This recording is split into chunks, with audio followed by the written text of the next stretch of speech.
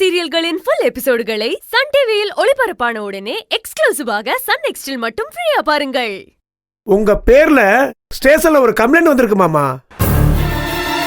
உங்களுக்கு தெரியுமோ தெரியாதான்னு எனக்கு தெரியல. அதான் உங்களுக்கு சொல்லலாம்னு கால் பண்ணேன். அப்படியா? அப்படி யார் என் மேல கம்ப்ளைண்ட் கொடுத்தது? கொஞ்சம் டீட்டெயிலா சொல்லு. அருவிங்கிற ஒரு பொண்ணு சொல்லி அவங்க அம்மா சிவசங்கரி வந்து கம்ப்ளைண்ட் கொடுத்துருக்காங்க.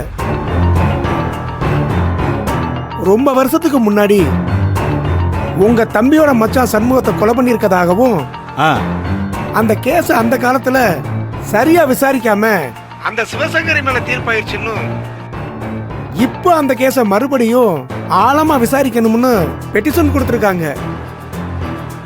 மாமா, சண்முகம் கொலை கேஸ பத்தி நம்ம ஊர்ல எல்லாருக்கும் தெரியும். அது முடிஞ்சு போன விஷயம்.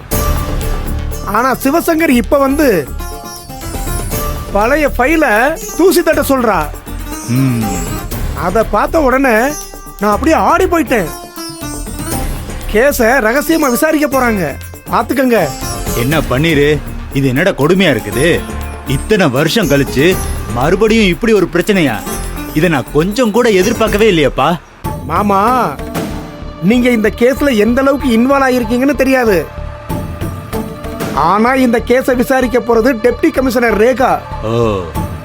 அவங்க தோண்டி துருவி எடுத்துருவாங்க. நீங்க ஜாக்கிரதையா இருக்கணுங்கிறதுக்காக மட்டும்தான் கால் பண்ணேன்.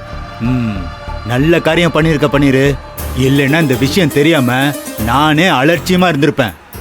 என்ன மாமா, நீங்க பயப்படுறத பார்த்தா ஏதோ இருக்கும் போல இருக்கு. அத பத்தி எனக்கு ஒன்றும் பிரச்சனை இல்லை. உங்க மேல இருக்க அக்கறையில தான் நான் உங்களுக்கு கால் பண்ணேன். தேங்க்ஸ் மாப்ள.